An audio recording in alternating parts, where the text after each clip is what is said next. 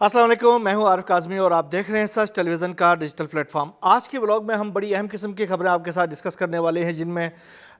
जो लुबनान में हिजबुल्लाह को गैर मुसल्लह करने के हवाले से इजराइल और अमेरिका के जो प्लान्स थे वो प्लान्स तो हो गए फेल। अब इजराइल ने लुबनान के ऊपर बड़े पैमाने पर हमले शुरू कर दिए हैं। इसका आगे रिपरकशंस किस तरह के आने वाले हैं, इसके हवाले से बात करेंगे। और जो गज़ा के अंदर जो सूरत हाल है इसके हवाले से तो बात होगी ही होगी, लेकिन गज़ा में जंगबंदी के हवाले से, गज़ा के ऊपर मुकम्मल कब्ज़े के हवाले से, फिर इजरायली कैबिनेट के अंदर जो इख्तलाफात थे उसके हवाले से, और इजरायली जो जो जो हुकूमत थी और उसके और जो फोर्सेस थे उनके दरमियान इख्तलाफात के हवाले से। और आज की जो सबसे बड़ी खबर आ रही है वो ये है कि नेतन्याहू की बीवी जो है वो सिक्योरिटी मामलात में बहुत हद तक इन्वॉल्वमेंट करने लगी है, जिसके नतीजे में एक बड़ा रिफ्ट पैदा होने वाला है गवर्नमेंट के और सिक्योरिटी के मामलात के दौरान। ये मामला क्या है, ये मामला आपसे डिस्कस करना है। इसकी बड़ी अहम किस्म की जो शवाहिद हैं वो आपसे शेयर करना बहुत ज़्यादा मकसूद है। और इसके साथ साथ जो इजराइल के वज़ीर दिफा हैं इजराइल काट्ज़, उसने अयाल ज़ामिर की क्यों हिमायत की और ये तमाम तर मामला क्या पक रहा है, इजराइल के अंदर क्या पक रहा है, ये मामला हमने आपसे डिस्कस करना है। इसके साथ साथ जो यमन की जो कार्रवाइयाँ हैं इजराइल के ऊपर, उसके बड़े संगीन किस्म के वहाँ पर जो असरात पड़ रहे हैं, जो इकनॉमिक असरात पड़ रहे हैं, इजराइल की इकॉनमी तबाह होने जा रही है, वो क्या मामला है उससे भी डिस्कस करेंगे। और इसके साथ साथ ईरान और अमेरिका के दरमियान जो कशीदगी है उसमें जहां बातचीत के कुछ इशारे मिल रहे हैं कि आने वाले दिनों में अमेरिका और ईरान के दरमियान जो बातचीत होने जा रही है जंग बंदी को लेकर, या फिर इनकी जो जौहरी जो मुज़ाकरात हैं उसको लेकर कुछ अहम होने जा रहा है। ये क्या होने जा रहा है इसके हवाले से भी बात करेंगे। और रशिया और यूक्रेन की जंग को लेकर जो अमेरिकन सदर है डोनाल्ड ट्रंप की जो मैड मैन थ्योरी है वो कैसे बैकफायर कर रही है, बड़ी अहम किस्म की खबरें हैं। इसके लिए ये व्लॉग आपको आखिर तक सुनना पड़ेगा। और सबसे पहले हम रुख करते हैं लुबनान का, क्योंकि वहाँ पर बड़ी अहम किस्म की डेवलपमेंट सामने आ रही है। जहाँ गुज़िश्ता रोज़ जुमरात को जो जो जो इजलास हुआ था, 3 घंटे से ज़ायद जो इजलास चला था, बुध के रोज़ जो इजलास चला था वो तो नाकाम हो गया, और हिजबुल्लाह को गैर मुसल्लह करने के हवाले से उनकी तमाम तर कोशिशें नाकाम हो गई। जो लुबनान के जो वज़ीर-ए-आज़म है या लुबनान के जो सदर हैं, इन दोनों की बड़ी कोशिशें थी कि किसी तरह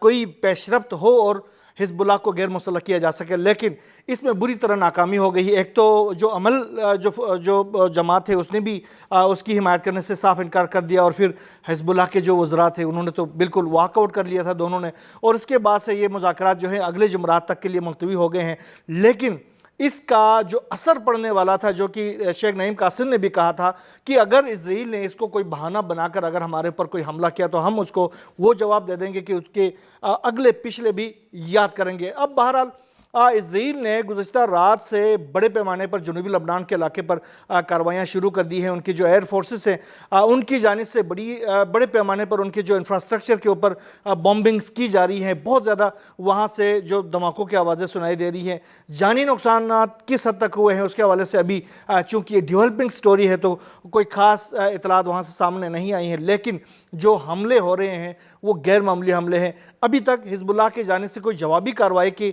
इतलात सामने नहीं आई है, लेकिन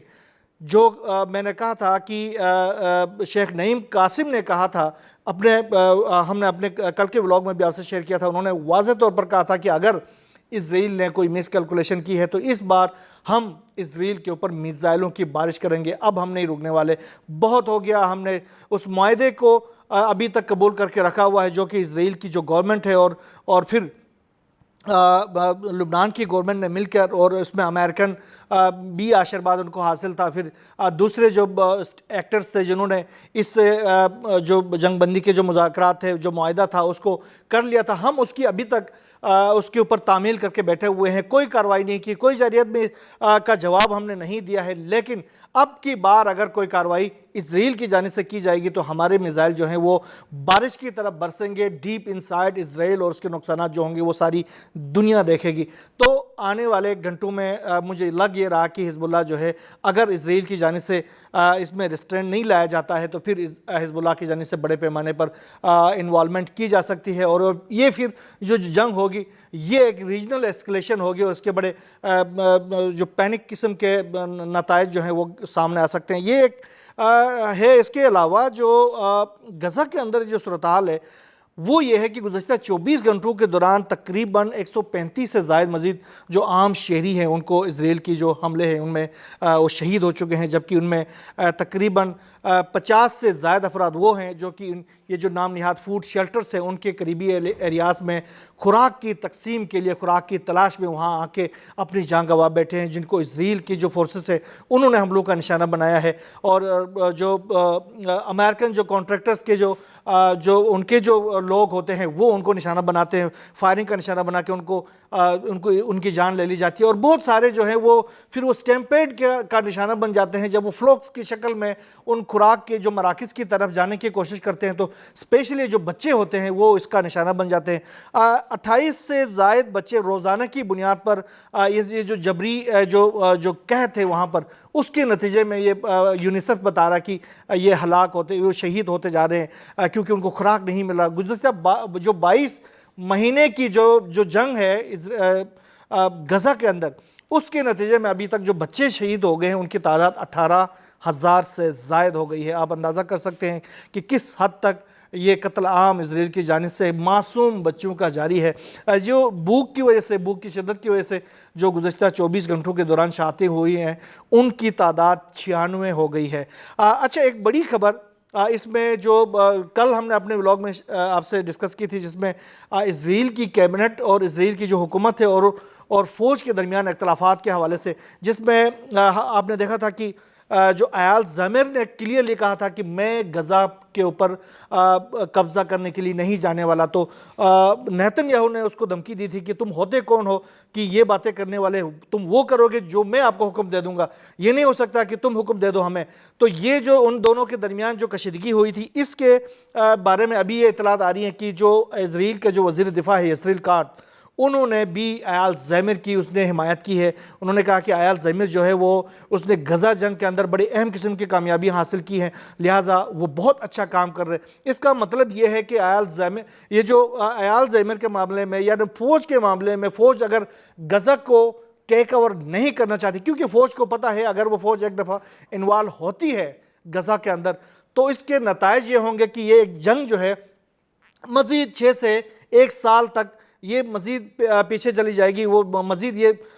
پھیل جائے گی، کیونکہ لامحالہ اب جو حماس ہے، حماس 30 سے 35 ہزار کی فوج نہیں رہی، حماس کے اندر اب لاکھوں افراد شریک ہو گئے ہیں جو یہ جو ظلم و جبر کا شکار ہیں، جو گھروں سے بے گھر ہو چکے ہیں۔ یہ جو 20 لاکھ سے زائد آبادی ہے غزہ کی، وہ تمام اب حماس بن چکی ہے۔ اب جو انتفاضہ وہاں پر شروع ہو چکا ہے، اس کے نتائج جو ہیں وہ اسرائیل کے اوپر بہت بھاری پڑنے والے ہیں، لہٰذا فوج کو یہ معلومات ہیں کہ اگر ہم اگر ہم غزہ کے اندر انٹر ہوں گے تو ہماری جو ہلاکتیں ہوں گی وہ بڑے ہی انپریسیڈنٹڈ ہوں گے، لہٰذا ہمیں وہاں نہیں جانا چاہیے۔ یمن کے حوالے سے میں بات کروں کہ یمن کے جو اسرائیل کے اوپر فلسطین کی حمایت میں جو حملے ہیں اس میں اسرائیل کو بڑا نقصان پہنچا ہے۔ ابھی یہ اطلاعات اسرائیل کی جو سیکیورٹی حکام ہے وہ اس کو باقاعدہ طور پر ایکسیپٹ کر رہے ہیں کہ جو یمن کے حملے ہیں اس کے نتیجے میں ایلات کا جو بندرگاہ ہے وہ بالکل مکمل طور پر بند ہو چکا ہے، اور اس وقت وہاں پر کوئی اکنامک ایکٹیویٹی نہیں ہو رہی ہے۔ یعنی جو بحری جہاز اسرائیل پہنچنے میں 18 سے 20 گھنٹے لگاتے تھے، اب وہ دوسرا راستہ اختیار کرنے کی وجہ سے 35 سے 45 دن لگاتے ہیں۔ آپ اندازہ کر سکتے ہیں کہ 35 سے 45 دن کی جو کاسٹ ہوتی ہے وہ کس حد تک اسرائیل کے اوپر پڑ سکتی ہے۔ تو یہ اب ان کی جو سیکیورٹی حکام وہ کھل کر اس کا اظہار کر رہے ہیں کہ ہمارا تو کباڑا نکلا ہوا ہے اس یمن والوں کی وجہ سے جو ہمارے اوپر مسلسل حملے کر رہے ہیں۔ ایران اور امریکہ کے درمیان جو کشیدگی تھی اس کے حوالے سے، کچھ مذاکرات کے حوالے سے امریکہ کی جانب سے مسلسل دعوتیں مل رہی ہیں۔ اب عباس اراغچی نے اس حوالے سے کہا کہ ابھی فی الحال ہمارا کوئی پروگرام نہیں ہے امریکہ کے ساتھ مذاکرات کرنے میں۔ کیوں؟ ہم نے جب بھی مذاکرات کی ہیں بڑے تنوع کے ساتھ کی ہے، بڑے جذبے کے ساتھ مذاکرات کی ہیں، لیکن اس کا امریکہ نے ابھی تک غلط فائدہ اٹھایا۔ پچھلے مذاکرات کو بھی ہم نے انتہائی جذبے کے ساتھ کی تھی، لیکن امریکہ نے اس کا غلط فائدہ اٹھایا اور اس مذاکرات کو غلط سمت میں لے کے جانے کی کوشش کی، جہاں ان کے جو دلائل تھے وہ ختم ہو گئے، لہٰذا انہوں نے جنگ کا راستہ چن لیا۔ اور دوسرے جو IAEA کی جو ٹیمیں جو آنا چاہ رہی تھی اس کے حوالے سے بھی ایران نے واضح طور پر کہا ہے کہ وہ بے شک آ جائیں، لیکن ان کو بات چیت ہمارے ساتھ کر سکتے ہیں۔ جو ایٹمی تنصیبات ہیں اس کے اوپر ان کے قریب جانے کی بھی ان کو کوئی اجازت نہیں ملے گی. وہ آئیں تہران میں آئیں, ہم ان کی خدمت کریں گے, ان کے ساتھ مذاکرات کریں گے, ان کے ساتھ بات چیت کریں گے, اس سے آگے کچھ نہیں ہوگا, واپس چلے جائیں گے. یہ تو ہے ایران اور امریکہ کے درمیان کشیدگی اور ان کے درمیان مذاکرات کی باتیں. جو ٹرمپ کے جو مین تھیوری ہے وہ بیک فائر کر رہی ہے بھائی. کیوں؟ وجہ یہ ہے کہ جتنے بھی ممالک کے اوپر جو دھمکیاں دے رہا تھا, ٹیرف کی دھمکیاں دے رہا ہے اور جارحیت کی دھمکیاں دے رہا ہے, ان کے اوپر نیوکلر وار کی دھمکیاں دے رہا ہے, کوئی بھی اس تھریٹ کے اوپر نہیں آ رہا. آپ دیکھیں یہ جو مودی ہے, مودی رشیا جانا چاہ رہا ہے. جو لولا ڈی سلوا ہے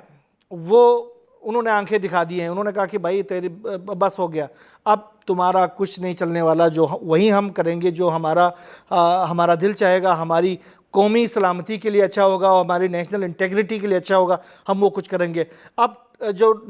مودی جو ہے وہ رشیا جانے کا اس نے فیصلہ کر لیا ہے. گزشتہ دنوں انہوں نے اپنے اہم ترین جو سیکیورٹی ایڈوائزر تھا ان کو انہوں نے رشیا بھیج دیا, وہاں پر انہوں نے ملاقاتیں کی. یہ ٹرمپ کے لیے ایک پیغام تھا کہ بھائی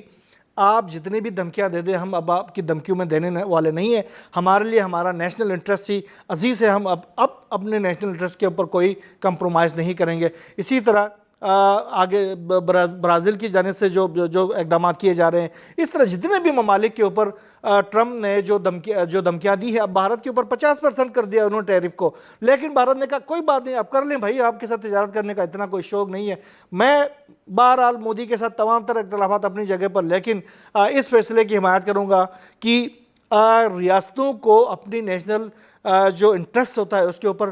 کھل کے فیصلے کرنا چاہیے, جو کہ اس وقت مودی نے کیا ہے. اور اس نے اپنے اس فیصلے پر ڈٹا ہوا ہے کہ اس نے رشیا کے ساتھ تجارت کرنا ہے تو کرنا ہے, چاہے ٹرمپ کچھ بھی کر لے. بہرحال جو بھی نئی ڈیولپمنٹ ہوتی ہے اس تمام تر خطے سے, دنیا بھر سے, رشیا یوکرین جنگ سے اور پھر مڈل ایسٹ کے حوالے سے انشاءاللہ ہم آپ سے شیئر کرتے رہیں گے. یہاں بس اتنا ہی. اللہ حافظ.